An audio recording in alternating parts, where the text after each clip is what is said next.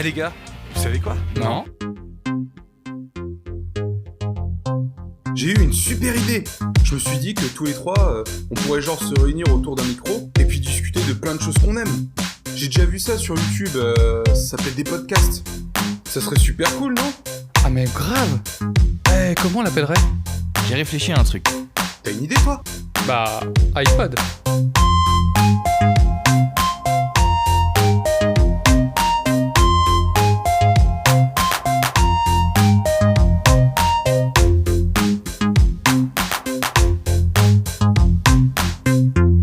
Bonjour et bienvenue dans ce nouvel épisode d'iPod. Je suis ravi de vous retrouver et à ma gauche avec moi pour vous divertir, il est jeune, il est beau, il est prêt en découte, c'est Dorian. Salut Dorian. Tire, j'ai pas compris, il fallait dire quoi? Bonjour à tous. Bonjour. À ce qui paraît, t'es jeune et tu divertis les gens. Ah, je divertis, j'ai compris, Ouais. il divertir. Je comprenais rien. Soit, oui, bah bonjour à tous, oui, j'espère que ça va, j'espère que tout le monde va bien. À ma droite, il est grand, il est fort, il est costaud. Et lui aussi, il est prêt en découdre. C'est Alex. Salut Alex. Salut, comment ça va? Après Bien et toi? tant de temps. Bah ça va, c'est nickel. À fond les ballons, comme on dit. On continue dans la vieillesse. Bon, c'est pessimiste ça. Bon, Bonjour. je te rattrape bientôt, hein. Bah tu peux pas me Oh, rattraper. merde. Oui, dans la logique des choses, oui. Ni. Et quand j'aurai 50 ans, t'auras quel âge? Alors, J'avoue. entouré de débiles. Ouais, ça va, hein. Le mec qui sort du collège, il va se calmer, hein. Ouais, d'accord, ok. Ah, ça attaque direct là. Ouais, bon, bah je vais vous raconter ma petite anecdote, moi. Ah bah Oh. vas-y. Et Il t'est arrivé un truc? ah ouais, truc de fou, là. Non, en fait, c'était juste avant le podcast. On était en train de préparer et tout, je regarde mes notes et tout, puis en fait, vous savez, j'ai enregistré mes notes sur le Note de iCloud. Donc c'est une application Note qui interagit entre mon Mac et mon iPhone. Et en gros, j'avais Ouais. tout pris et tout, et je savais pas que tu pouvais verrouiller les notes, tu vois. Et c'est une fonctionnalité que j'ai découvert après le drame. Et du coup, en fait, j'avais pas sauvegardé. Enfin, tu peux pas sauvegarder parce qu'en fait, comme c'est du cloud, ça s'enregistre automatiquement. Donc du coup, voilà, hop, je regarde ce que j'avais préparé pour cet épisode-là, qu'on est là, numéro 19. Donc je Mhm. regarde et tout, tac, je fais la manip pour copier-coller le contenu sur mon logiciel sur GarageBand là, pour en fait l'avoir juste à côté au moment où je parle avec les réglages et tout, donc c'est pratique. Sauf que je sais pas, mon clavier il fait n'importe quoi, puis pouf, il a tout supprimé. Oh merde. Ah, Et le problème c'est que comme c'est du cloud, et ben Mais il a mis à non, jour juste. tout de suite. merci Apple. Donc j'ai essayé de faire Merci CTRL la Z. technologie. Bah Et, non, ça marche pas. Bah non. Et les fichiers de donc, restauration, pour hasard? Bah non, ça marche pas non plus, vu que c'est des clouds. Voilà, génial. Alors on est heureux. Donc, Donc t'as je ne tu parlerai fais pas. tout de mémoire? Voilà, je vais parler de... Non, de pas de mémoire, j'avais préparé le sujet il y a longtemps.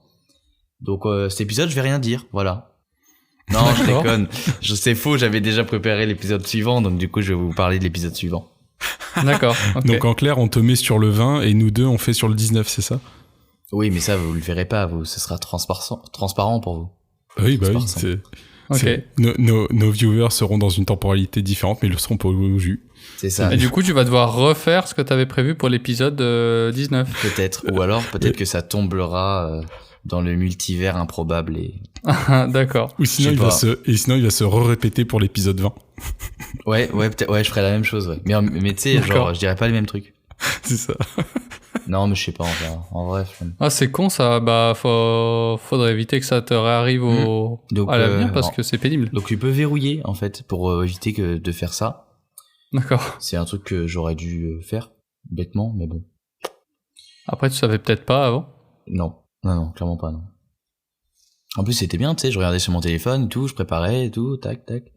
Bah là, attends, j'avais l'air con, tout à l'heure. C'est pour ça que tout à l'heure, j'ai vachement bugué, mais bon. Soit. Moi, c'est pour ça que je reste au papier. Le papier, c'est rare que tu puisses le perdre.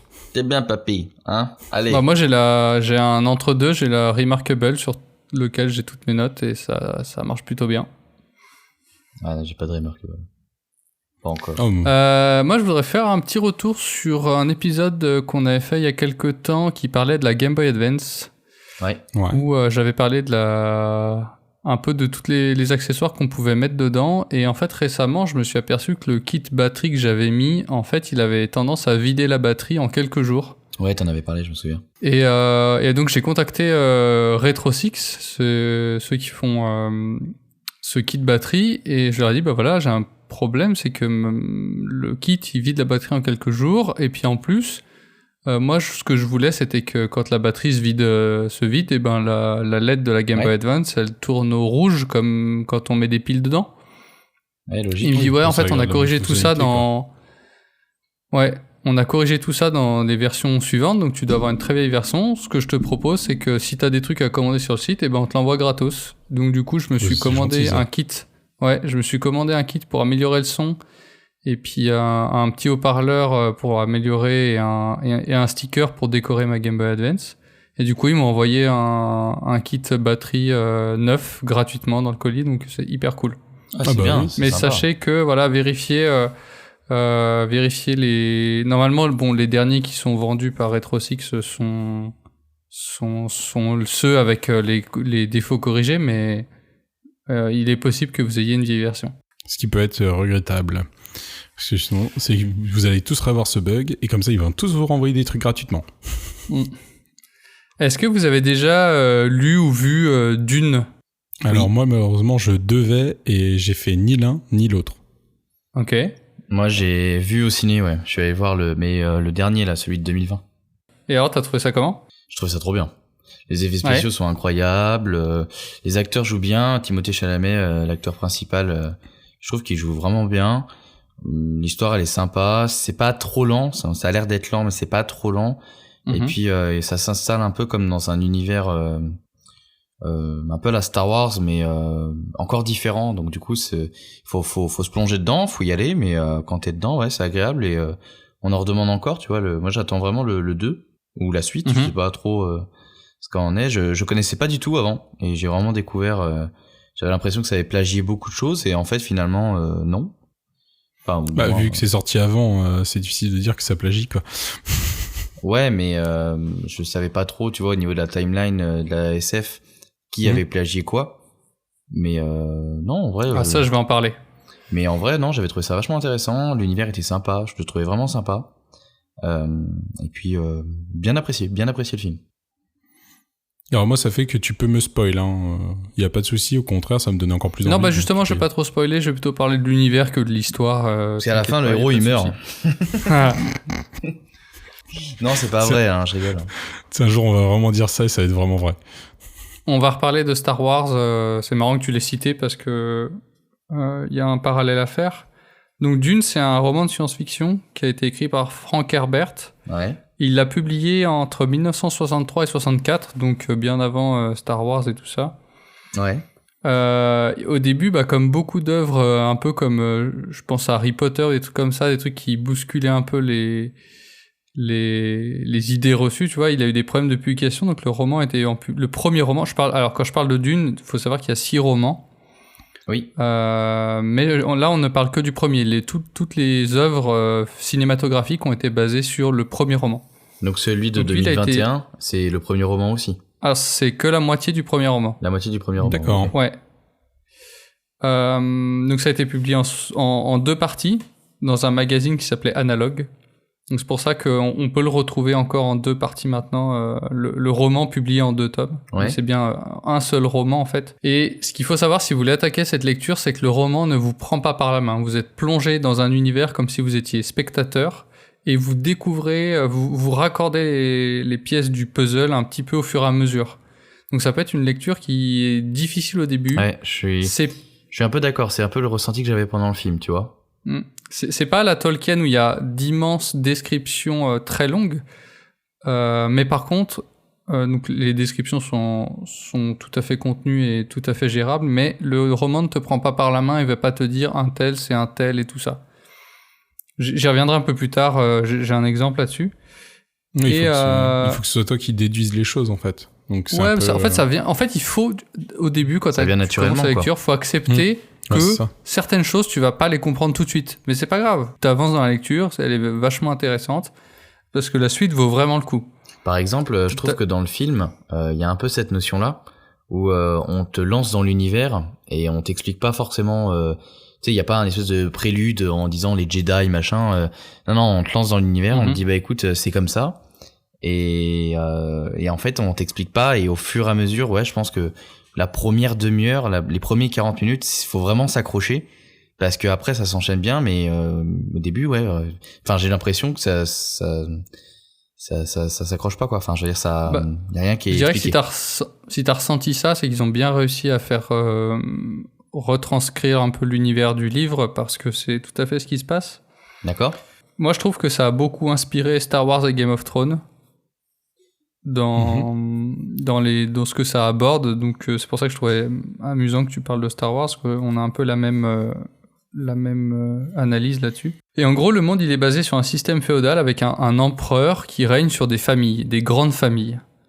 Ouais. Et chaque famille, elle a sa planète de base. C'est pareil que Star Wars, c'est pareil que Game of Thrones. D'accord, oui, c'est un Game of Thrones planétaire. Voilà. T'as deux familles rivales qui sont les Atréides et les Harkonnen. Et en gros, c'est l'histoire un peu de ces deux grosses familles avec l'empereur au milieu qu'on va suivre. Mais on voit surtout ces deux familles. Putain, et en vrai, ça me redonne envie d'aller voir le film. Et Parce que donc la plupart de l'histoire se déroule sur une planète qui s'appelle Dune ou Arrakis, qui est une planète désertique sur laquelle on récolte l'épice, qui est une matière extrêmement chère et extrêmement précieuse. D'accord. Et l'histoire commence sur l'empereur qui destitue la famille Harkonnen de l'exploitation de cette planète, donc de l'exploitation de l'épice, au profit de la famille Atréide. Donc l'empereur dit, les Harkonnen, vous dégagez de Dune, c'est les Atréides qui vont maintenant en profiter. Normal. Sauf que, oui, si tu lis le livre, tu peux comprendre pourquoi. Le problème, c'est que les épices, c'est extrêmement lucratif, donc les Harkonnen s'enrichissent énormément sur ce business, et ça leur va pas du tout d'être privés de leur principale source de revenus. C'est les méchants. C'est les méchants. C'est clair que ça peut se comprendre, quoi. C'est t'as 90% de ta thune que tu te fais grâce à ça, et on te le retire. Bon, t'es un peu énervé, quoi. Bizarrement, il y a un petit parallèle avec le pétrole, mais allons-y, continuons.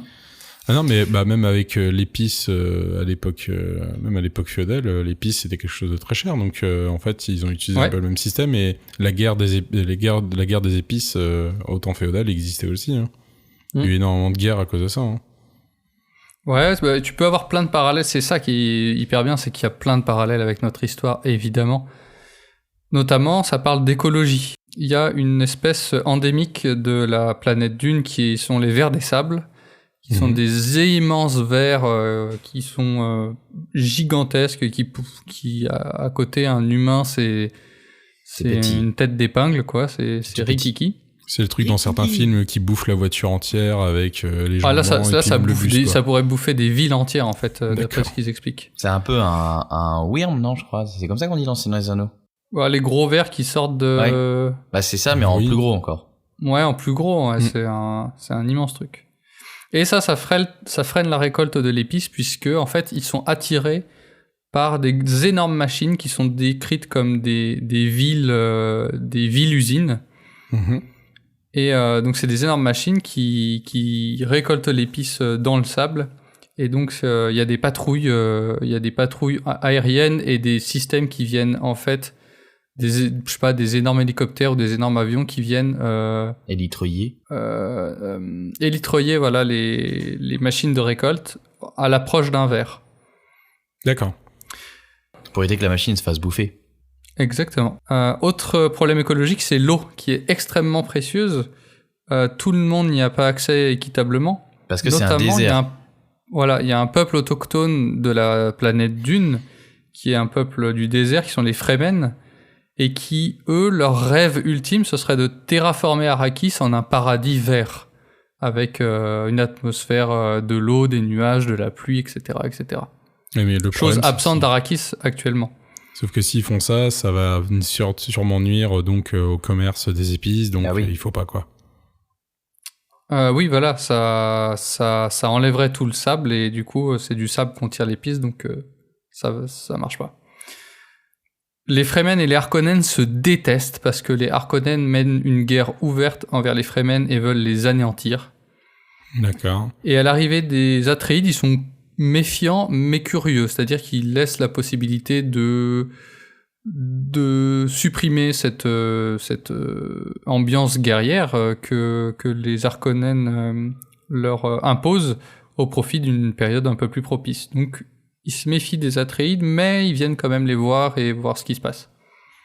Ouais, comme les Indiens quand il y a eu les premières colonisations en Amérique, quoi. Exactement. Ils étaient curieux, mais en même temps ils sont allés voir, tu vois, jusqu'à ce qu'on leur poute la gueule et puis ils ont dit.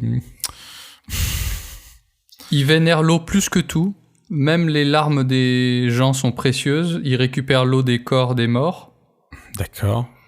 Ils font des pièges à vent pour récupérer l'eau qu'il y a dans l'air ambiant. Donc vraiment l'eau c'est hyper important. Et ils ont développé une espèce de combinaison qui est hyper intéressante. Ils appellent ça le distill. Et en fait ça recycle l'eau du corps. Ouais. Et ça leur permet de tenir dans le désert toute la journée. Et ils disent ne perdre qu'un dé à coudre d'eau par jour. D'accord, donc en clair, si jamais ils suent ou qu'ils ont besoin d'uriner, ça recycle et ça réinjecte dans leur corps automatiquement, ce qui fait que c'est un cycle. Alors non, en fait, ça se stocke dans des poches à la surface du distill et en fait, ils ont une espèce de tuyau qui rentre dans la bouche et ils peuvent aspirer de l'eau comme d'une gourde, quoi. D'accord. Ou d'un camelback. D'accord. Et ils ont aussi un système qui s'appelle la tente distill qui fait la même chose. C'est une tente pour passer... donc en gros, eux, ils se déplacent principalement de nuit parce qu'il fait plus frais. Et la journée, si jamais ils doivent s'arrêter sur place, eh bien, ils ont une tente distill qui fait la même chose, mais simplement, ils sont pas obligés de garder leur distill et la tente les protège. Oui, c'est leur combinaison, mais version plus, quoi. Ouais, je vais vous présenter rapidement les deux familles, et après, on parlera des films. Donc il y a la famille Atreides qui sont associés aux gentils, on va dire que c'est les gentils du film. Les gentils. Il y a le père le duc Leto Atreides, le fils Paul, qui est un peu le héros de l'histoire, et sa compagne qui n'est pas sa femme, c'est important dans l'histoire, qui est Dame Jessica, et qui elle fait partie d'un ordre religieux qui s'appelle le Bene Gesserit. Et cet ordre religieux, il a pour but de créer un être supérieur qu'ils appellent le Kwisatz Haderach, et qui serait capable de voir l'avenir et d'avoir des capacités mentales hors du commun. Et pour ça, le Bene Gesserit fait des manipulations génétiques en disant, toi tu t'accouples, enfin tu fais un enfant avec telle personne et pas telle personne, il faut que ce soit que des filles, donc apparemment elles arrivent à gérer si elles peuvent avoir des filles ou des garçons, sachant que j'ai pas dit un truc, mais dans les Bene Gesserit, il y a que des filles. Je pense qu'il les tue. C'est un ordre uniquement féminin. Ouais, c'est les Amazones. Et du coup, elles peuvent influencer, je sais pas comment, et en gros, elles peuvent contrôler leur naissance pour n'avoir que des filles. D'accord. Sauf que Dame Jessica a eu Paul Atreides, qui est un garçon, donc elle est vue un peu comme le vilain petit canard. Elle a pas su gérer retour de beuverie, voilà, ça arrivait. Et il y a un autre truc intéressant, c'est que les Bene Gesserit ont un truc qu'ils appellent la voix. C'est un peu, tu vois, ça c'est un peu en ça que c'est inspiré de Star Wars, c'est que la voix leur permet de forcer les gens à faire des trucs. La force. Ouais, bah dans Star Wars, la force peut manipuler l'esprit, et en fait là, la voix manipule les esprits. Et un dernier truc qui est intéressant au niveau des Bene Gesserit, c'est en fait, sur les planètes où ils vont, ils créent des genres de légendes et des espèces de religions pour en fait faciliter leur venue. C'est-à-dire que quand les Bene Gesserit viennent, comme ils ont implanté des légendes et des religions dans les peuples autochtones, eh ben ils sont vus un peu comme des messies. Et du coup, ça facilite leur... s'ils ont besoin de faire des trucs sur ces planètes-là, bah ça aide les Bene Gesserit. Un peu comme la religion, quoi. Ouais, ils ont balancé leur prophète ou leur prêtre pour commencer à établir leur culture, et puis c'est parti, quoi. Dès qu'ils arrivent, oh mon Dieu. Et donc, de l'autre côté, il y a la famille Harkonnen, qui est les méchants, et notamment le baron Harkonnen, qui lui est... Alors, dans le livre, je vais juste décrire vite fait. Pour moi, dans le livre, c'est un pervers manipulateur. D'accord. Ouais, c'est... Dans le film, c'est ça aussi. Hein. Mais on va revenir, parce qu'on on va attaquer les films. Et je vais expliquer les défauts des différents films qui m'ont vraiment... choqué. Vraiment saoulé. Donc, on va commencer par celui de 1984 de David Lynch. Pour rappel, David Lynch, c'est celui qui a fait Elephant Man, Twin Peaks, Mulholland Drive. Aucun film que j'ai vu. C'est un film C'est génial. C'est un film de 2h15. Est-ce que c'est un mauvais film? Je sais pas, mais ce qui est sûr, c'est que c'est une très mauvaise adaptation. D'accord. C'est un mélange bizarre de péplum et de film d'horreur. C'est incompréhensible. C'est très particulier, en fait. Un mélange entre péplum et... Sachant que je trouve qu'il y a vraiment des très vieux effets spéciaux. Donc le film sort en 84. Mm-hmm. Et je suis revenu un peu, je suis allé chercher parce que j'ai vraiment trouvé les effets spéciaux pourris. Et je me suis dit, qu'est-ce qui est sorti avant ou en même temps? Et j'ai trouvé Star Wars en 77. Ah oui. Terminator en 84. Ghostbusters en 84. E.T. en 82. Blade Runner et j'en passe. En fait, vraiment, les effets spéciaux il devait pas y avoir de budget. Les effets spéciaux sont pourris. Mais bon, Dune, c'était un peu marginal. À mon avis, c'était encore un peu marginal, ouais. Je trouve qu'il y a une bonne idée dans le film quand même, c'est que les pensées des personnages sont en voix off murmurée, et ça marche bien. C'est une partie importante du livre où on suit donc l'évolution des personnages, leurs discussions avec les autres personnages, et en même temps leurs pensées intérieures. Donc des fois, tu vois que la personne dit des choses et pense autre chose. Tu vois qu'il y a un peu du jeu, de la politique là-dedans, tu vois, Oui. Ah, ça doit être pas mal, ça. Du coup... Dans le nouveau film, tu l'as vu ou pas? Oui. D'accord, ok. Bah, en fait, je trouve que ces trucs-là, ils sont moins par des pensées, mais plus par des images. C'est moins clair quand même. Ouais, c'est moins clair, c'est beaucoup plus implicite. Là, dans le film de David Lynch, en fait, je m'attendais à ça, et du coup, je trouve que c'est une bonne idée parce que ça marche bien. D'accord. Par contre, le baron Harkonnen, il est dépeint comme pour moi, c'est un mélange de Coluche qui a la peste bubonique, quoi. Oh. En fait, c'est un gros dégueu qui a des pustules partout. C'est un gros beauf. Il est fou, il est débile, il est grossier. Et en fait, c'est pas du tout le baron Harkonnen. Baron Harkonnen, il est froid, calculateur, manipulateur, mais il est tout sauf fou et tout sauf débile. Donc je ne comprends pas cette interprétation.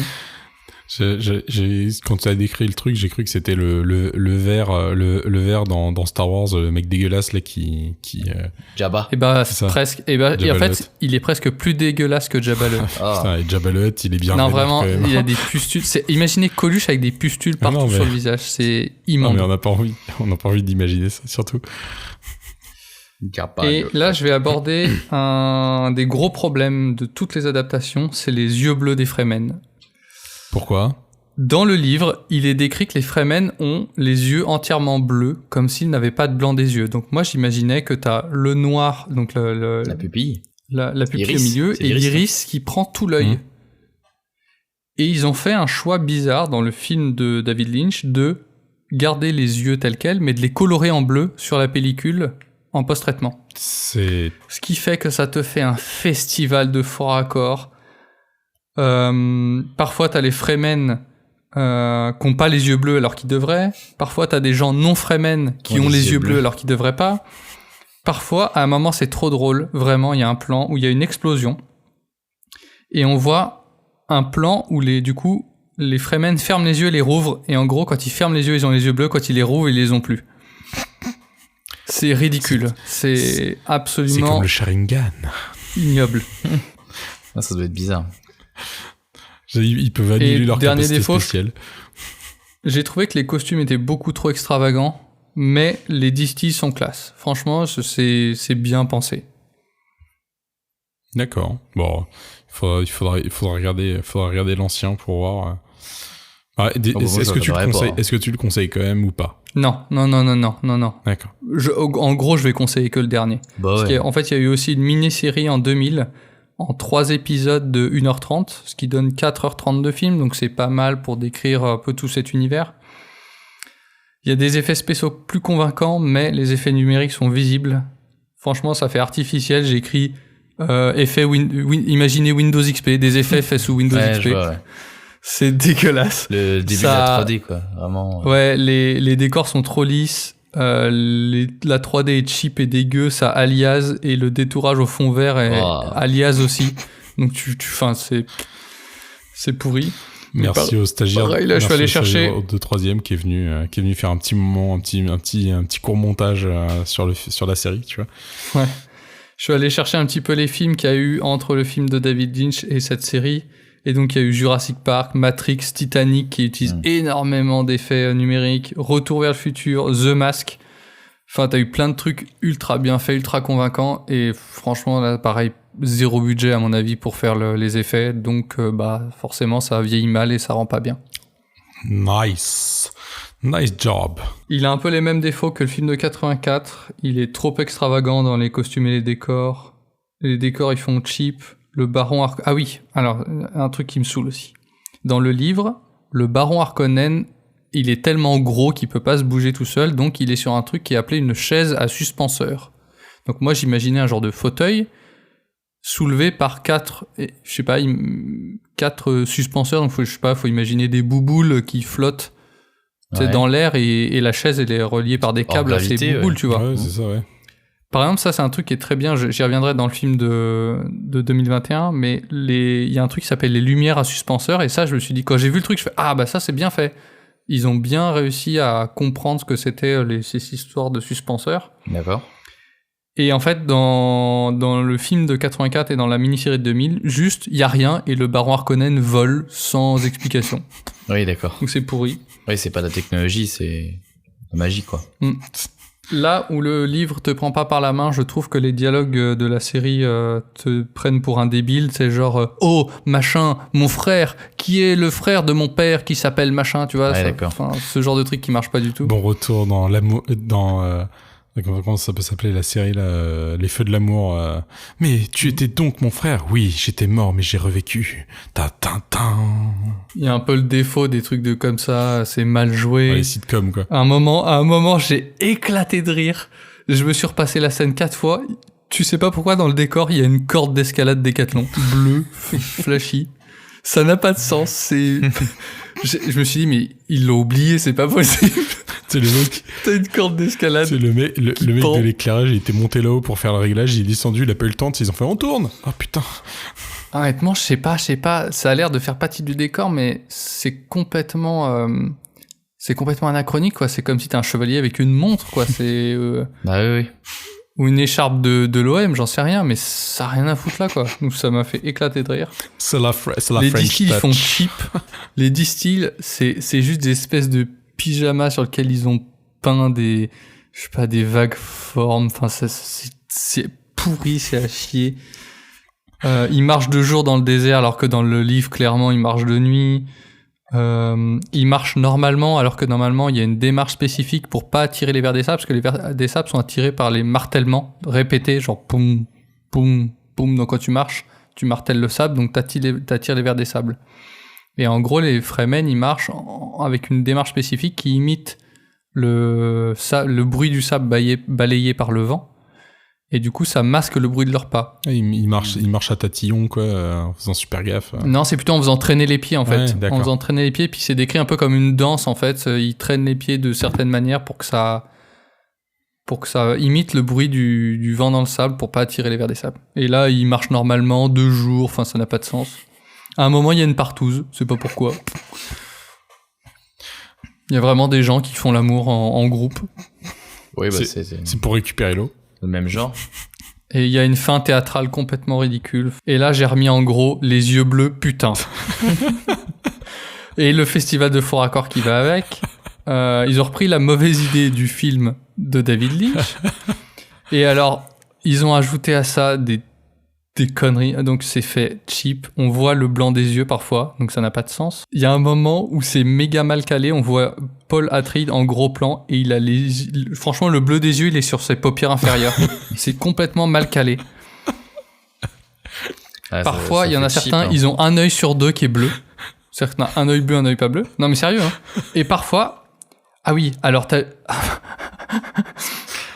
parfois, t'as juste l'œil qui est coloré en bleu, et parfois, ils ont essayé de replacer une pupille, mais elle est complètement décalée. Oh. Systématiquement, elle est à côté de la vraie pupille, ce qui fait que tu vois 2 pupilles noires décalées, et l'œil bleu. Enfin, franchement, c'est une horreur. C'est complètement con d'avoir, je sais pas, Bobby, t'avais qu'un seul travail. T'avais qu'un boulot. Je sais pas pourquoi ils ont sorti ça, parce que c'est évident que ça se voit.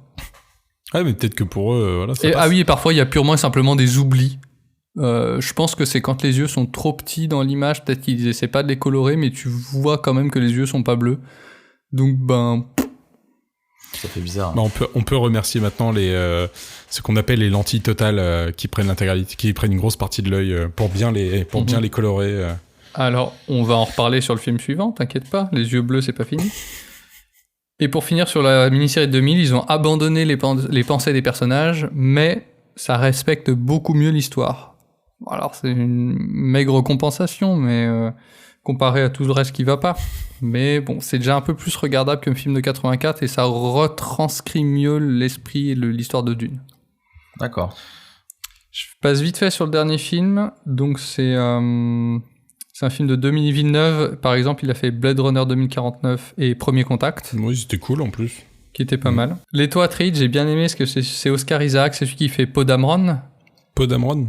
Ouais, dans les derniers Star Wars, Poe Dameron. Mais j'ai pas vu le dernier Star Wars. J'avais pas envie de me crever voilà, c'est les l'acteur yeux, qui fait Poe Dameron et il est convaincant. Et Stilgar, donc un autre personnage, un Fremen, c'est Javier Bardem. Donc franchement, il est trop bien aussi. Et donc là, Jérémy, et elle les yeux bleus. Donc c'est un peu mieux fait. J'ai pas mis plus, voilà. Vraiment, le mec sur son téléphone, il a juste marqué « Allez, les yeux bleus ». Oui, c'est écrit « Et allez, les yeux bleus ». Non, parce qu'en fait, encore une fois, les yeux bleus, ils ont gardé, je ne sais pas pourquoi, l'idée du tout premier film où ils peignent les yeux par-dessus l'image, au lieu d'essayer de mettre des lentilles. Moi, je comprends pas pourquoi ils ont pas mis des lentilles, justement, qui essayent de prendre tout l'œil et faire comme c'est décrit dans le livre, c'est-à-dire un iris qui prend tout le blanc des yeux, en fait. C'est ça, et puis maintenant, tu as aussi depuis au moins 10 ans, hein, tu as un colorant spécial, en fait, que tu peux mettre sur le blanc, qui fait que ça, par exemple, ça peut mettre le rouge, bleu, violet, Ouais, après, et puis tu peux l'utiliser. Tous les acteurs accepteraient peut-être pas, je sais pas, ce genre de truc, mais une lentille... c'est des colorants bref, naturels. je pense qu'il y a d'autres solutions que de garder ce truc bancal des yeux peints. Donc là, ça doit être numériquement en post-traitement, mais c'est moins bancal que le reste, mais ça marche pas en fait. Parce qu'en fait, tu vois que c'est un œil qui est peint par-dessus, ça n'a... Ouais, ça a un mauvais rendu, quoi. Ça marche pas. Donc j'ai remis ce que j'avais mis tout à l'heure, donc les lumières et suspenseurs, c'est cool. Ils ont bien retranscrit le truc. Par contre, j'ai trouvé la direction artistique de la famille Atreides et donc de tout ce qui l'accompagne, les armées, les machins, beaucoup trop nazis. En fait, je trouve que moi, je les vois comme des gentils, des gens proches de la nature, surtout sur leur planète qui est d'origine, qui est une planète océan, donc très bleue et très verte. Je les imagine beaucoup plus... Et puis, c'est censé être les gentils, donc je les imagine beaucoup plus... Enfin, pas trop militarisés, tu vois. Là, c'est beaucoup trop... Vraiment, ils sont tout en noir, ils ont des bottes et des casquettes, on dirait des nazis. Ouais, ça aurait été mieux s'ils étaient venus en kimono beige, façon de parler... façon de parler, c'est un haut kimono beige avec un air un peu plus sympathique. C'est quelque chose, des vêtements moins stricts à ce moment-là. C'est ça que tu veux dire? Oui, un truc plus décontracté, plus qui fasse plus ambiance gentille, parce que là c'est un peu, ouais, c'est un petit pull quechua. Ouais, c'est militaire quoi. Mais enfin, dans ce film, il y a un petit peu d'humour, notamment entre un personnage qui s'appelle Duncan et le fils Atreides, Paul. Mm-hmm. Ce qui me paraissait une chose bien, parce qu'en fait, tout l'univers est très sérieux, mais forcément, entre des personnages qui se connaissent, notamment Duncan et Paul, s'apprécient beaucoup. Et forcément, c'est normal qu'il y ait un peu d'humour, donc je trouvais qu'enfin un peu d'humour, ça faisait du bien. Ça fait des relations qui sont plus naturelles, tu vois, plus évidentes. Et puis ça fait un peu le mentor de l'adolescent qui grandit. Non, c'est pas parce que son père a pas le temps. Ouais, non, c'est pas mal. Cette figure un peu paternelle. Exactement. Puis Jason Momoa, il joue vachement bien. Donc. Ouais, carrément. Aquaman était cool. Il y a un autre truc qui était... Tu disais ? J'ai dit Aquaman était cool. Ouais, c'est trop bien la vie. Il y a un autre truc qui est enfin cool, c'est les ornithoptères. Les ornithoptères, c'est leur moyen de transport sur la planète Dune. Donc c'est décrit comme un espèce d'engin volant avec des ailes qui battent. Tu vois, comme un... Libellule. Un peu comme des libellules. Comme un insecte, en fait. Parce que et dans les deux autres trucs... Vas-y. Non, mais ornithoptère, c'est ornithorynque, toptère, plus bizarre, tu vois. Genre un ornithorynque libellule. Sur le coup, quand tu imagines le truc, ça rend un truc bizarre, mais là... C'est surtout, en fait, le nom, peu importe, en fait, c'est surtout la description qu'il en fait dans le livre, en fait. Clairement, c'est un engin volant avec des ailes qui battent. Qui bat des ailes, en fait. Comme un insecte pourrait le faire. Ouais. Et dans les 2 précédents films, soit c'est assez absent, soit dans la série de 2000, c'est un espèce d'hélicoptère avec des hélices. Tu sais, des hélices dans les ailes, là. Je sais pas comment dire, t'as 2 hélices. Enfin, c'est clairement pas un ornithoptère. Enfin, ils ont pas pris la peine de faire un truc avec les ailes qui battent. Oui, c'était plus un hélico là, dans le style Avatar, avec... Ouais, c'est presque un drone, quoi. Ouais. C'est un mélange entre un hélico et un drone, quoi. Et du coup, t'es déçu parce que tu dis, je veux voir ce que c'est l'ornithoptère. Et là, boum, tu tombes sur ces merdes qui n'ont rien à voir avec ce qui est décrit. Et là, enfin, putain, il y a un truc cool. Ça ressemble, comme disait Dorian, à une libellule. Et ça ressemble beaucoup plus à la description du livre. Et franchement, les ornithoptères, ils sont trop cool. J'ai adoré cet engin. Ils sont vraiment beaux. Même tout l'univers machine est vraiment beau. Tu te fonds dedans. Il y a aussi les couteaux qu'utilisent les Fremen qui sont enfin beaux et ils ressemblent à ce qui est décrit dans le livre. Ouais. Donc ça, enfin un autre truc bien. Et j'ai remis, et allez, le baron Harkonnen qui vole, encore une fois. Je sais pas pourquoi, ils ont fait les lumières à suspenseur et ils ont pas fait la chaise à suspenseur. Le baron Harkonnen vole. Ouais. C'est une espèce de chaise volante. Ouais, mais on la voit pas, enfin c'est... il est tellement gros que, oui. Bah après non, mais il est censé avoir des suspenseurs, donc en fait on devrait les voir, les suspenseurs. Bah après c'est une retransmission, mais ça dépend. Si par exemple la vue est pris de haut, bah en fait tu vois pas la chaise en dessous, ce qui peut être logique. Par contre, si genre à un moment, si tu le vois, toi tu le vois voler au-dessus de toi, oui, tu devrais les voir, les suspenseurs, quoi. Parce qu'il est pas assez gros pour englober, quoi. Il l'a pas avalé, la chaise. Avaler la chaise. Bah, il pourrait la masquer complètement, mais ça ne masquerait pas les suspenseurs qui sont censés le porter. Donc ça, c'est dommage. Je finis vite fait. J'ai trouvé que les musiques étaient cool, que les distilles aussi étaient cool. Il y avait des petites modifs dans l'histoire, pas toujours utiles, notamment à un moment où il y a le baron... le duc Atréide va voir sa production d'épices et puis il y a un problème et qu'une machine est engloutie. C'est fait en fait clairement pour faire du sensationnalisme, ça ne suit pas ce que raconte le livre, mais c'est pas non plus hyper important. Ouais. La mort de certains personnages est modifiée. Enfin voilà, je sais pas pourquoi ils font ça. Je suis toujours partagé sur ces modifications d'histoire. Je trouve pas que ça ajoute ou que la version du livre enlève quelque chose à ce que pourrait être le film, je comprends pas trop. D'accord. Je me suis demandé aussi, donc il y a dans l'histoire, on voit les soldats de l'armée de l'empereur qui s'appellent les Sardaukar. Et là, je sais pas pourquoi dans le film, ce qui n'a pas de sens puisqu'ils sont censés pouvoir discuter avec les autres peuples, ils parlent dans une autre langue et ils ont une voix modifiée. Ça n'a pas de sens dans l'univers de Dune. C'était pour les rendre un peu plus mystiques.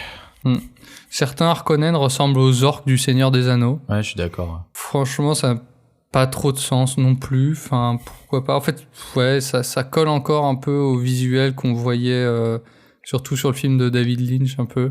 Ça fait genre les méchants, quoi. Ouais, ça fait les méchants, mais je trouve par contre que leur habillage est super cool au Harkonnen. Ouais, ils sont beaux. J'ai vraiment trouvé les costumes beaux, plus beaux que les ersatz nazis des Atreides. Ouais, mais les Atreides, je trouve que ça fait un peu cavalier, tu vois. Ça fait un peu chevalier.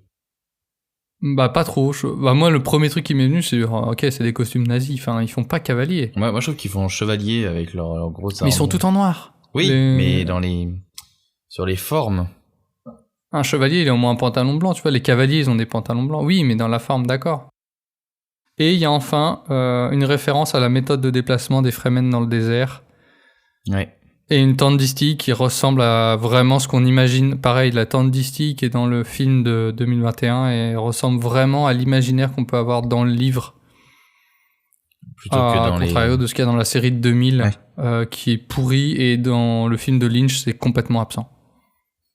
Non, c'est un bon point. C'est bien quoi. ça, c'est intéressant. C'est un super bon point. En conclusion, moi, je dirais que j'ai beaucoup aimé le livre. J'ai bien aimé le film de 2021. Je trouve qu'il colle assez bien l'histoire et donne des bons visuels dans la tête. Ouais. Après, je suis content d'avoir lu le livre avant. Pour moi, c'était important de d'abord faire le livre, puis les films. Et donc, clairement, je conseille le film de 2021 si vous n'avez pas envie de lire le livre. C'est plutôt une bonne adaptation. J'espère que la suite sera aussi bien. Il est beau en plus. Et pour ma part, je vais continuer à lire les bouquins. J'ai attaqué le 2e. Et donc peut-être que je pense que je referai un petit truc sur l'ensemble des bouquins suivants.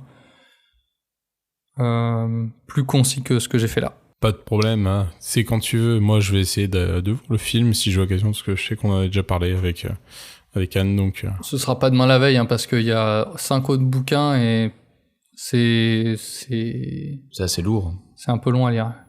Ben, c'est comme ça te prend pas par la main, faut être concentré. Bah, d'ici un an. C'est bon. Ouais, on a le temps.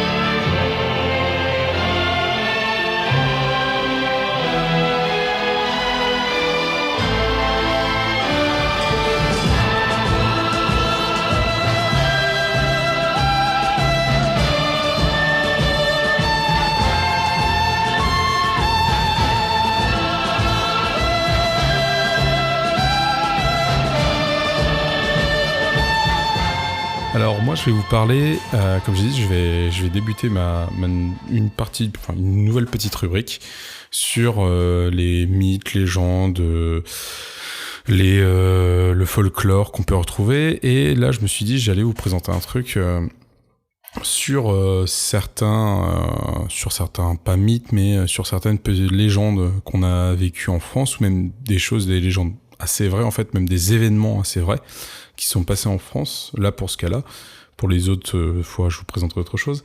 Et là, en fait, je vais vous parler... Alors, tout simplement, c'est un événement qui s'est passé dans une terre qui est actuellement la Lozère, et qui a fait plusieurs centaines de victimes, et qui a, en fait, qui a été répertorié dans toute la France, voire même dans une grosse partie du monde.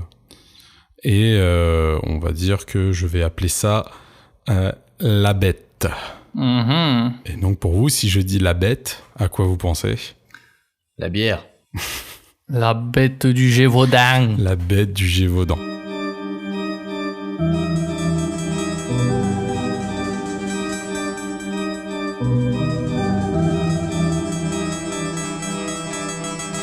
Alors il faut savoir que ça n'a pas été la seule bête qu'on a eue en France. Je vous en donnerai d'autres, mais on parle de celle-là. Et politique.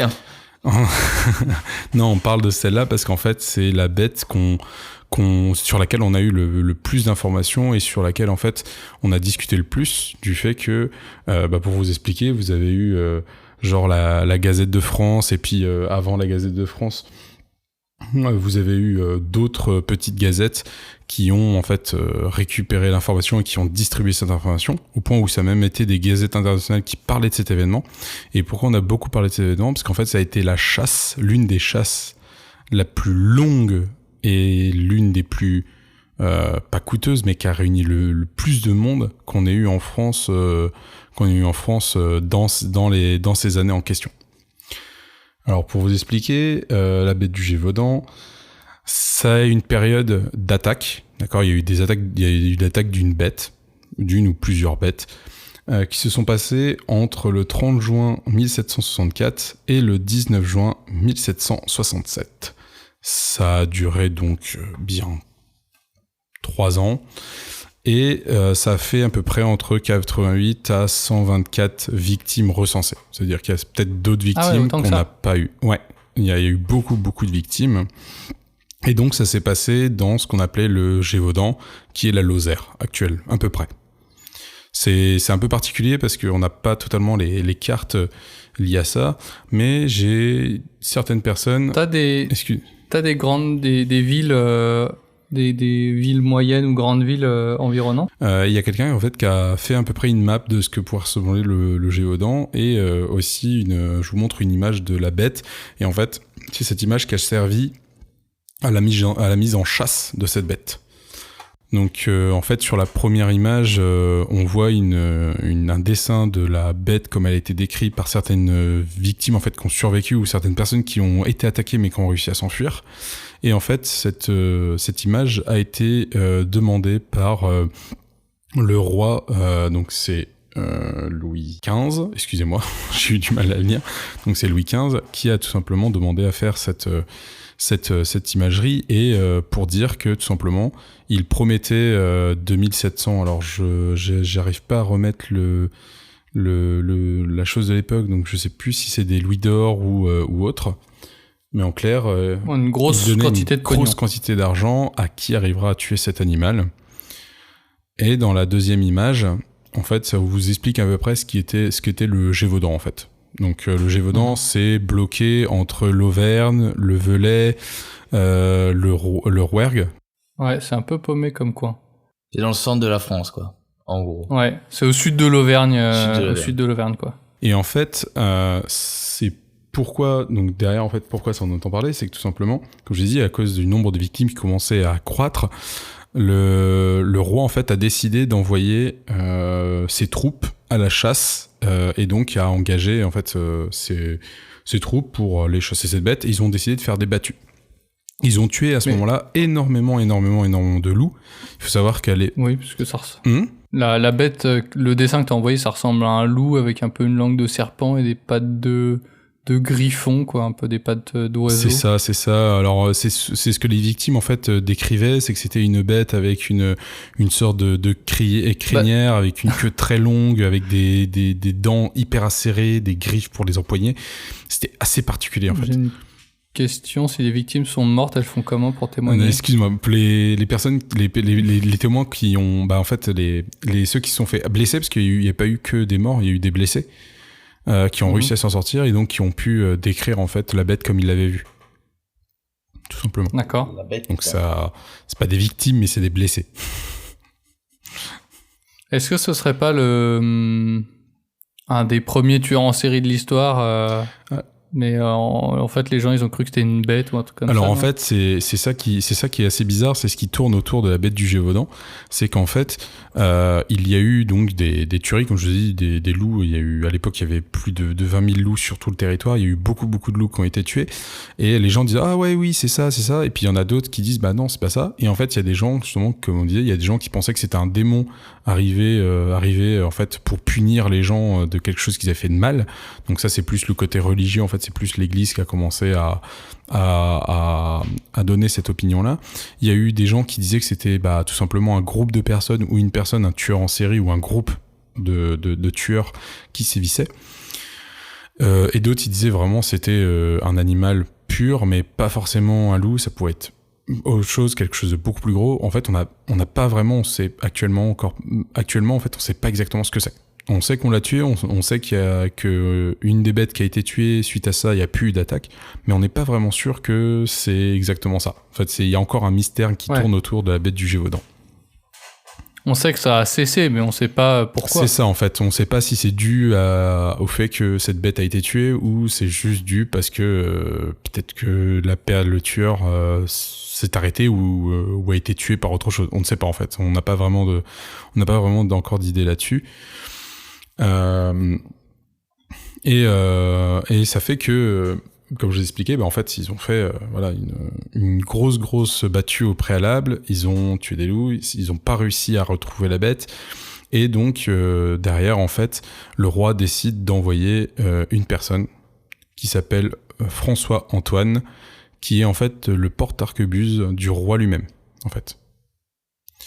Ce gars-là se dit, les battues, ça marche pas, on n'arrive pas à trouver la bête, je vais pas faire une battue, en fait, je vais aller demander à Versailles les limiers de Versailles, qui sont faits pour la chasse, et je vais leur faire trouver la bête. Parce qu'en fait, dans le lieu où on chassait cette bête, c'est une zone, c'est l'Auvergne, donc c'est très montagneux, donc c'est très difficile de pouvoir marcher, que tout le monde aille au pas, alors qu'au préalable, on a quand même demandé des soldats, hein, donc c'est des mecs qui sont surentraînés, mais ils sont pas habitués à ce terrain-là, en fait. Ils sont pas habitués surtout à tirer des coups de feu comme ça sur un terrain pareil.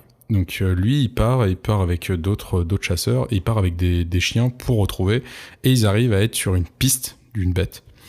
Et donc en fait, il arrive à tuer cette bête, donc c'est en 1765 qu'il arrive à la battre, et il l'a fait empailler et ramener au roi pour prouver. Donc il monte la bête empaillée, le roi est très content, mais malheureusement, quelques mois plus tard, les attaques reprennent, mais pas exactement au même endroit. C'est pas très loin en fait, mais c'est de l'autre côté de l'Allier, en fait, c'est même plus en fait dans le Gévaudan. C'est là le problème, c'est-à-dire que cette bête attaque ailleurs et elle s'est déplacée. C'est à peu près à 20 km en fait de l'ancien site d'attaque. Voilà, pour vous situer vers l'extérieur. Et là en fait, c'est une autre personne, donc c'est Jean Chastel, qui en fait se met en chasse, donc c'est un paysan chasseur qui se met en chasse de cette bête et qui arrive à tuer en 1767 une autre créature. Et donc il y a une autopsie aussi qui est faite, et en fait c'est tout simplement comme pour le premier coup, c'est l'autopsie dit que voilà, c'est un loup qui est plus gros que la moyenne, qui a même une déformation de la mâchoire, ce que à peu près comme l'autre avant. C'était très particulier, mais ça ressemblait plus à un loup, alors que l'autre c'était vraiment une bête un peu plus difforme en fait. Mais ça restait sur une base d'un canidé. Ok. Donc il y a des gens aussi qui disent en fait derrière quand on reparle de cette histoire, qui se disent mais ça se trouve c'était une hyène, parce que une hyène c'est une grande bouche, ça a des grandes dents, ça peut être une queue. J'en ai vu aux eaux de Beauval, les hyènes, et en fait moi j'avais l'impression que c'était petit, tu vois, que ça avait la taille d'un c'est plus gros qu'un loup, d'un petit chien. Et putain, une hyène c'est super gros en fait. Ouais. J'ai été époustouflé par la taille de vraiment une hyène, c'est gigantesque. Ça t'arrive, je pense que le dos, il t'arrive au niveau de la poitrine. C'est super gros en fait, une hyène. C'est pour ça en fait, c'est pour ça que beaucoup de gens se sont dit mais attends, c'est vachement bizarre comme bête. Et comme on disait à l'époque, tu retranscrivais pas toutes les bêtes que tu voyais. En fait, souvent tu disais elle a des dents, elle a une queue, c'est un canidé. En fait, on n'avait pas encore ce réflexe de vraiment, on n'avait pas encore toutes les connaissances sur les bêtes diverses qui existaient, et surtout qu'à ce moment-là, out of the box. C'est ça, et en fait, c'était surtout dans ces années-là où on commençait à ramener des choses des autres pays en fait. Ouais. On a eu des ménageries qui commençaient à se faire, on a eu des riches nobles qui allaient chercher des bêtes diverses. Ouais, et c'était de bon ton aussi entre dirigeants de s'offrir des animaux de son pays. C'est ça, donc c'est très très particulier, et donc ça fait que ça englobe encore le mystère de la bête du Gévaudan. Encore actuellement, on sait pas. Beaucoup de gens restent sur le statut du loup. En tout cas, si vous voulez aller voir des éléments de réponse, je vous conseille Le Pacte des loups, un film sorti en 2001, avec beaucoup de loups et de karaté. Et il faut, sur le domaine de l'abbaye royale des Chazes, vous avez une statue en fait où c'est une petite fille qui met un coup de lance en fait au loup, parce que ça fait partie d'une des, en fait pas des victimes mais des blessés. Alors elle a été, heureusement elle est vivante, mais elle était légèrement blessée. Et en fait c'est une petite fille qui en fait oui, je suis là. Alors, c'est pareil parce que j'ai pas parlé de la particularité. Pour vous, l'animal, il attaquait quoi essentiellement ? Les gens. Ouais, mais quel genre, en fait? Des jeunes filles. Alors, pas que. En fait, il attaquait énormément les enfants et les femmes. Et souvent, pourquoi les enfants? Ça ressemble vachement à ce que pourrait faire un serial killer un peu obsessionnel. Voilà. Bizarrement. Et en fait, la chose, c'est... Ouais, mais c'est Bizarrement. ce qui pourrait aussi se passer avec un loup. Pourquoi? Parce qu'en fait, à l'époque, les enfants en fait gardaient le bétail, étaient souvent bergers, les femmes aussi, ou sinon les femmes souvent allaient en forêt pour récolter des champignons, des noix et autres. Et donc pendant que les hommes étaient sur les travails de force, on va dire, les enfants et les dames s'occupaient de travail plus simple, comme garder des bêtes. Voilà. Et en fait, ce qui s'est passé, c'est que au bout d'un moment, alors c'est pas le maire du coin, mais on va dire le responsable de la région a dit aucun enfant ne part seul avec son bétail, vous devez toujours rester en groupe.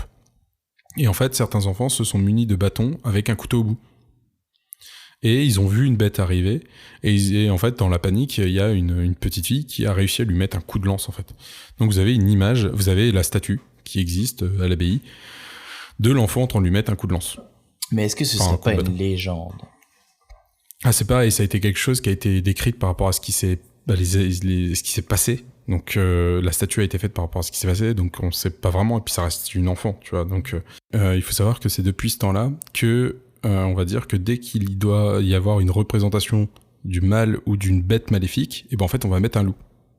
C'est dû aussi à tout ce qui s'est passé, à toutes ces attaques, où on a dit c'est des loups, et donc en fait le loup, c'est forcément la représentation du mal sur Terre, du diable qui vient attaquer sur Terre, en fait. C'est gentil, un loup, pourtant. Et c'est ça le pire, c'est qu'un loup, c'est très pacifique, et même ça surprenait les gens, en fait, parce qu'ils se sont jamais fait attaquer, et là, ils se faisaient ouvertement attaquer. Au point où il y a même des bêtes, parmi les bêtes que je vais vous dire, qui se baladaient en ville. C'est-à-dire qu'elles se baladaient de jour en ville. Il y a des témoignages de gens qui les ont vus, et donc il y a eu des écrits dessus. Donc c'est très particulier. Alors vas-y.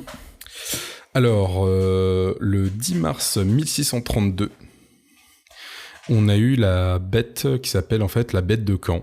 Et cette bête a fait 15 victimes, surtout des enfants. Oui, donc encore un serial killer.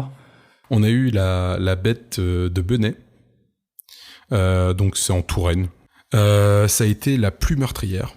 Parce qu'en fait, elle, à partir du mois de février, en fait, quasiment sur un mois entier, à partir du 19 février 1993, elle a fait 1693, excusez-moi. Ah.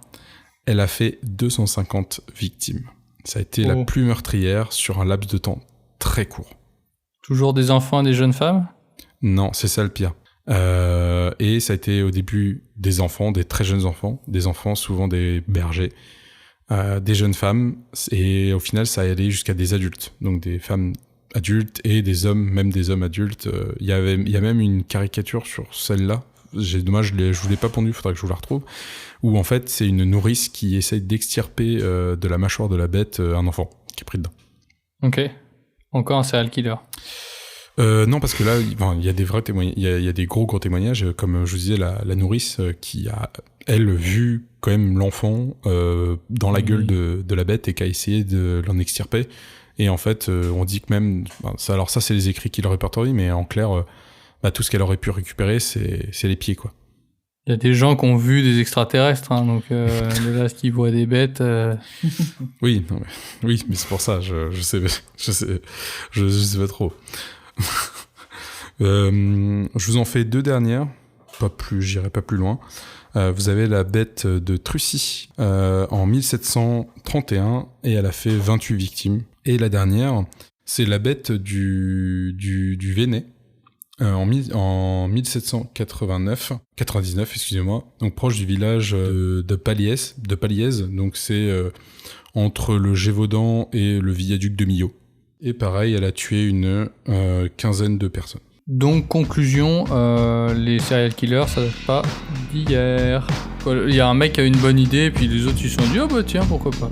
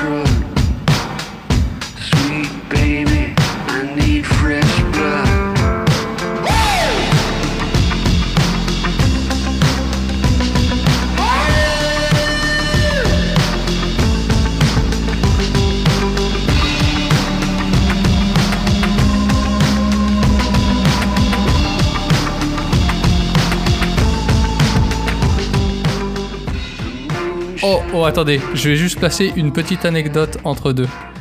Aujourd'hui, j'ai fait la route pour rentrer de Suisse à Rouen. Et sur un pont, je vois un truc, il y avait de l'animation sur le pont. Et en fait, je m'approche, je vois des drapeaux français avec des gens qui les agitent. Je m'approche encore, il y avait une énorme pancarte « Votez Zemmour !» Putain, je suis dégoûté, j'aurais dû prendre la photo, j'étais pas prêt. Tellement pas prêt à ça. Mais moi, je m'attendais tellement à ce que tu nous sortes un voter Luigi, en fait, je sais pas pourquoi. Désolé. Les gens, ça a l'air tout content. Et en plus, dessous, c'était écrit, je sais pas trop quoi, un truc genre ensemble pour le rassemblement, ou je sais pas trop quoi, il y avait un message un peu comme ça. Le grand rassemblement. Le grand rassemblement, ouais. La France d'antan, je crois, c'est ça son truc. Non, mais une histoire de rassemblement, je sais pas trop quoi, donc voilà. Non, mais en gros, c'était écrit en gros voter des Zemmour avec des gens qui avaient agité le drapeau français. Ouais, donc des illuminés. Bah attention, des Illuminati. Il peut faire une Trump, hein, Zemmour. Hein. Oui, bien sûr, c'est ça. Ouais, j'y crois pas trop. Là, faut que je m'inscrive. Bon. Oui, moi aussi, c'est pour ça que je dis ça. Alors, messieurs, dames, bonjour, vous êtes bien sur RTL. Donc, arrête avec ça. Vous êtes bien. RTL. Ah. Donc là, il y a mon petit trailer, là, il y a ma petite rubrique. Aujourd'hui, dans la gloutonnerie, je vais essayer de vous parler d'un produit que l'on connaît de plus en plus en France. Attends, je devrais essayer de le faire avec la voix du journaliste. Ça fait vraiment documentaire, quoi. Aujourd'hui, en France,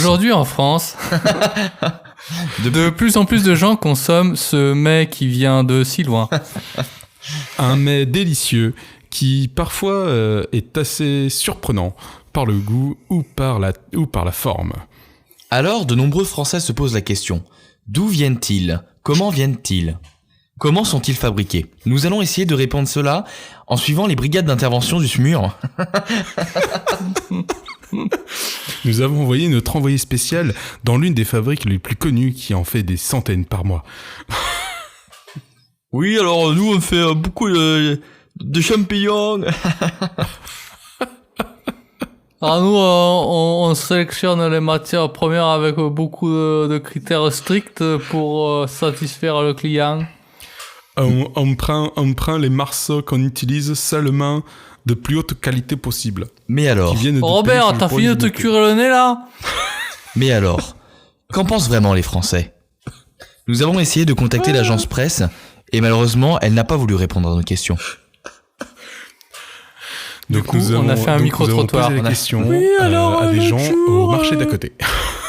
Oui, j'en ai mangé, c'était pas terrible quand même. Hein. Attends, faudrait faire, tu sais, genre les voix modifiées, genre. Oui alors, quand je approché le bras. L'autre jour, j'ai mangé ça. Franchement, j'ai cru que ce serait autre chose. C'était vraiment pas bon. Tu sais ce qu'on dirait là ? On dirait Robert qui a mis son masque trop près de sa bouche et du coup quand il fait le micro-trottoir, on l'entend pas, tu sais. Oui, ça marche aussi, hein.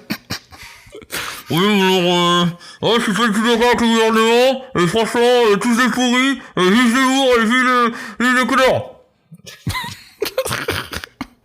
Je suis actuellement devant une vitrine remplie de ce mets délicieux si prisé des Français. Et puis bien sûr, tu fais le dernier qui est ah non mais moi j'en mange tous les jours hein. Ah ouais hein. Avec mes amis et tout, on y va. C'est trop bon, c'est un truc de fou hein. Alors vous avez pris quoi ? Je sais pas, dans la panique, j'ai pris n'importe quoi.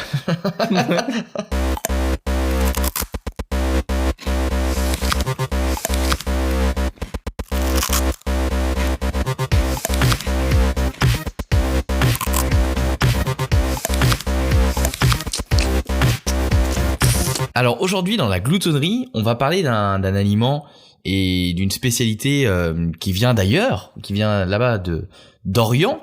C'est pas moi, mais bon bref. Et ça vient une petite. J'ai compris. Une petite spécialité asiatique qu'on va appeler le sushi. Mm-hmm. Donc, on va un peu revenir sur rapidement son histoire. Je vais essayer de rester assez flou et pas trop rentrer dans les détails parce que de toute façon, on les connaît pas vraiment.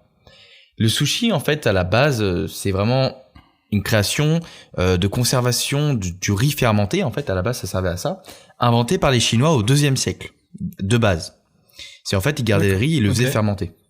Ça permettait en fait à garder le poisson qu'ils pêchaient plusieurs mois, jusqu'à 1 an à peu près. Et il était consommé un peu comme le sel, ce qu'on faisait, mais eux, ils le faisaient avec le riz. Tu vois, dans ce genre-là. C'était vraiment leur ingrédient de conservation pour du poisson, quoi. C'est le même principe que quand on met son téléphone dans le riz, c'est pour enlever l'humidité. Exactement. Quand on met la viande dans le sel. C'est ça. Et en gros, c'est une technique asiatique, on va dire de Chine, au 2e siècle, qui a disparu au fur et à mesure parce qu'ils ont perdu un peu cette habitude. Ils ont remplacé ça par le sel, comme on connaît tous. Ok. Et c'est réapparu en fait au 16e siècle au Japon, qui ils avaient cette idée-là de conserver le poisson. Enfin, ils connaissaient ce genre de choses, mais ils le faisaient pas forcément. Et ils ont eu l'idée de rajouter dans ce riz fermenté un peu de vinaigre pour avoir plus de goût. Et ça a accéléré le processus de fermentation, ce qui permet en fait d'avoir ce goût si particulier.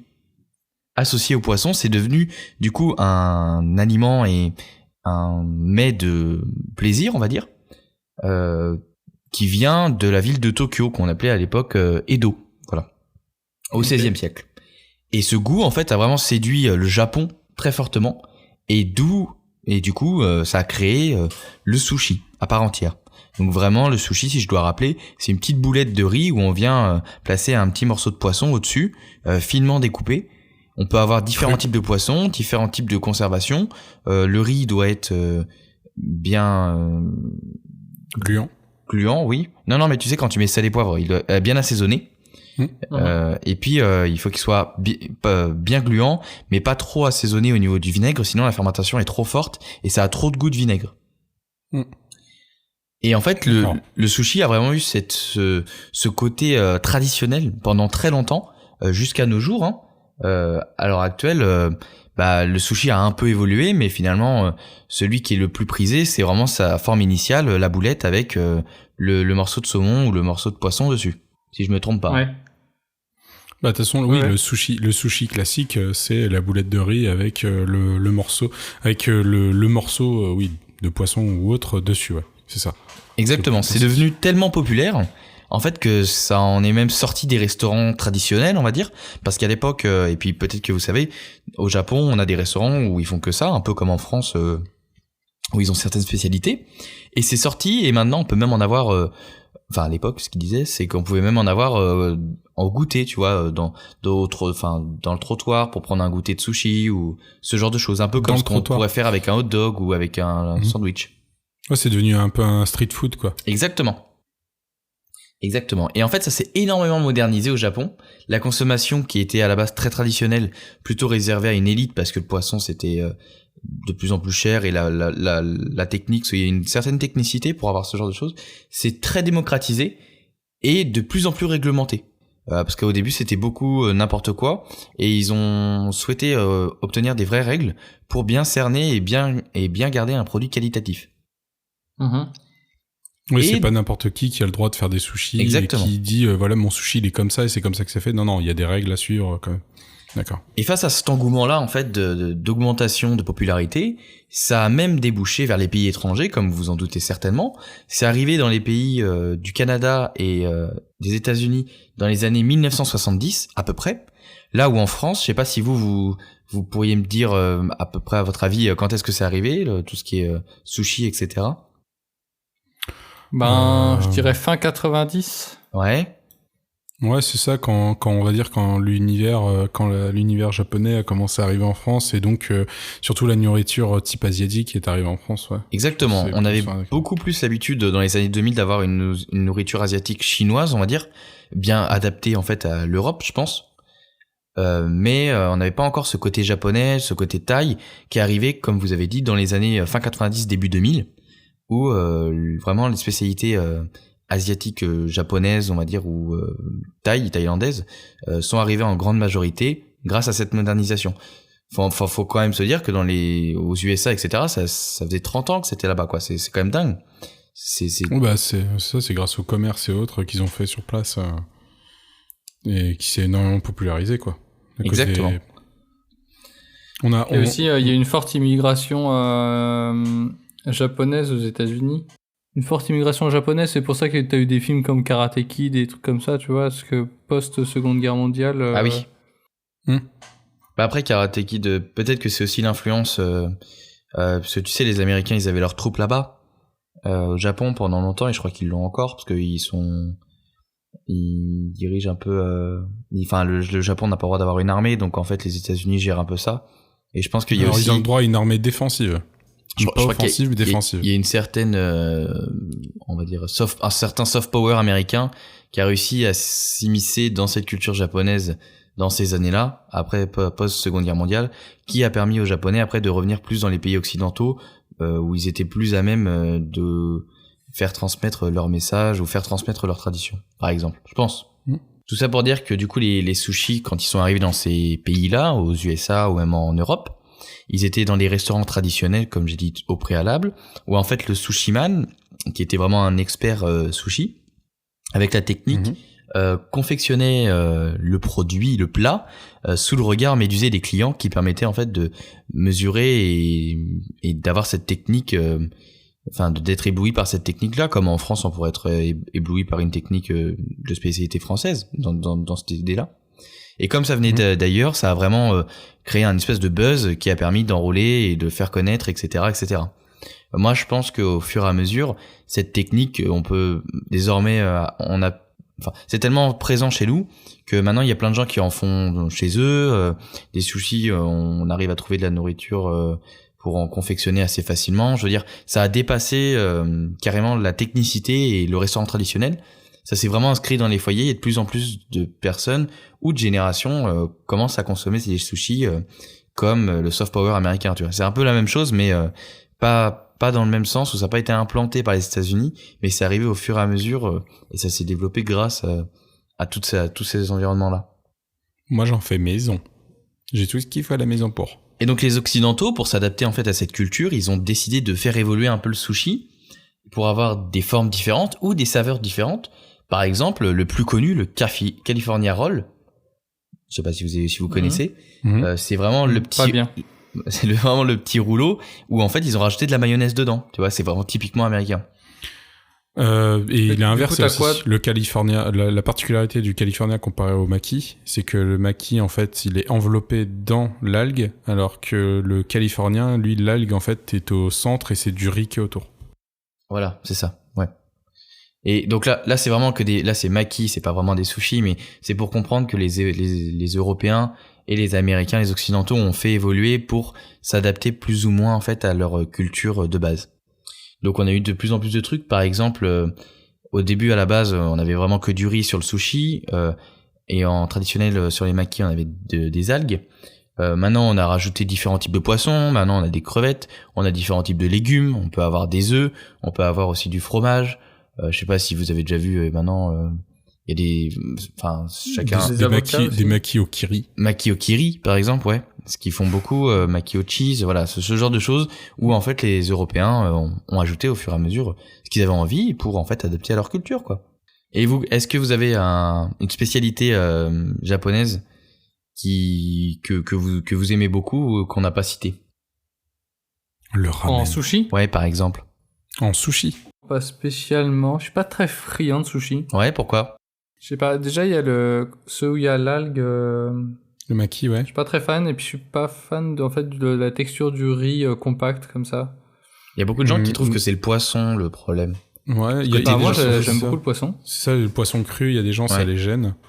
Le riz, normalement, il est pas si compact que ça. Normalement, il devrait être... Par contre, j'adore le poisson cru, mais ouais, c'est la texture du riz qui me va pas. C'est comme, par exemple, truc complètement différent, le riz au lait. Et ben en fait, cette texture de riz gluant, à la première cuillère, je suis écœuré. Pourtant, je trouve que le goût est bon, mais la texture m'écœure instantanément. Moi, j'aime bien. Bah, moi, pour ma part, c'est le sushi à l'anguille. Ah ouais, non, j'ai jamais goûté. C'est trop bon. L'anguille grillée, le sushi à l'anguille grillée, c'est super bon. Moi, c'est le basique, celui au saumon, de base, je trouve vraiment très très bon. Je trouve que c'est bien équilibré et quand c'est bien fait, c'est vraiment très agréable. Faut que ce soit bien frais aussi. C'est très important. Ouais. Alors, vous pouvez les faire fait maison. Frais, tu veux dire genre qui sort du frigo ou des produits frais? Les deux. Non, des produits frais. Les deux. D'accord. Même mais quand tu disais frais. Un sushi chaud, tu sens la différence en fait. Ouais. C'est vraiment. Oui, il y a des gens qui aiment pas. T'imagines une salade niçoise chaude, quoi. C'est bizarre, quoi. Ouais. Alors, juste petit aparté, vous saurez que quand vous irez manger si jamais vous allez au Japon, manger directement dans un restaurant qui est habitué à faire ça, il y a de fortes chances que le riz vous soit servi avec le sushi soit servi légèrement tiède, en fait, et pas froid, parce que c'est plus simple à travailler. D'accord. Dorian, t'es déjà allé dans les... Ou Alex, enfin, est-ce que vous êtes déjà allé dans les restos où t'as les trucs qui défilent sur des convoyeurs? Ouais, sur des... moi j'en ai déjà fait, J'en ai ouais. déjà fait un, ouais. C'est marrant. Ouais. C'est trop Du marrant. coup, c'est quoi? C'est tu payes un truc à volonté, tu peux prendre tout ce qui passe? Non. En fait, c'est à la coupelle. Enfin, moi, c'était comme ça. Je sais pas si c'était comme ça, toi, Alex. Moi, il y en avait deux. Il y en avait à la coupelle et le premier que j'ai fait, c'était à volonté. En fait, la coupelle, t'as des couleurs de coupelle. Par exemple, t'as orange, vert, bleu, rose, dans l'idée. Et par exemple, ils disent, bah voilà, je sais plus exactement les prix, quoi, mais je crois que c'est 30 centimes la orange. Et sur la orange, t'as 2 sushis ou 2 makis plus techniques que sur la verte, par exemple. La verte, où c'est 3 petits makis au concombre de base. Et après, le vert est moins cher. Donc, à la fin, ils regardent tout, ils calculent tout, et puis hop, tu payes que ce que tu as mangé. Ok. Mais du coup, ils comptent les coupelles, ça se passe Ouais, c'est ça. après pour... Bah, moi, c'était Ouais, comme ça, ok. après. Du coup, tu fais quoi? Tu vas au comptoir avec les coupelles et ils comptent? Non, ils viennent te faire... Ah ouais, toi, t'y allais avec au comptoir? Non, directement moi, ils étaient venus sur la table et en fait, au fur et à mesure qu'ils enlèvent, ils comptent, ils rajoutent clac, clac, clac, clac. Ok. Voilà. Mais c'était Ok. marrant. Non, c'est super bon. Bah, écoute, si un jour, Philou, cette tente, on peut essayer d'en faire maison, peut-être avec, justement, en mettant peut-être moins, en faisant en sorte à ce qu'il soit peut-être un peu plus sec. Tu sais, qu'il y ait moins la texture gluant. Peut-être que ça te plairait un peu plus. Ah, je sais pas, parce que du coup, après, en fait, moi, si je m'écoutais, je mangerais que le poisson cru, en fait. Ah bah, les sashimi, c'est trop bon, ouais. Non, par contre, il y a un truc que j'adore quand je vais dans les restos asiatiques, c'est les rouleaux de printemps. Ouais. Et après, c'est plus Dans japonais. la feuille de riz avec les pousses de soja et tout. Moi, j'adore ça, c'est hyper frais l'été, ça fait du bien. Mais c'est pas le même endroit. C'est la dalle. Non, c'est plutôt vietnamien. Bah, Arrêtez de parler de bouffe, j'ai ouais, non, mais moi aussi, en fait, il est 22h, frérot, j'ai trop Il est faim. 22h, j'ai la dalle aussi, on a rien mangé. Enfin, bref. Putain, Bah, écoute, je te remercie beaucoup, Dodo, pour cette présentation sur Ouais. sushi. C'était Ouais, pas de vachement souci, cool. ouais. Ah, j'espère que j'ai pas dit trop de conneries. Mais non. Non, ça Et puis, va, bah, non, du non, coup, sincèrement, Au pire, on corrigera pas. bah oui, je suis pas un expert non plus. Voilà, donc c'était intéressant. Merci beaucoup. Bah, merci beaucoup. Eh bien, retrouvez-nous toujours sur les réseaux sociaux. N'hésitez pas à nous laisser des commentaires. Et puis nous, on vous dit à très bientôt. À très bientôt. À la prochaine. Salut. Salut! Ciao.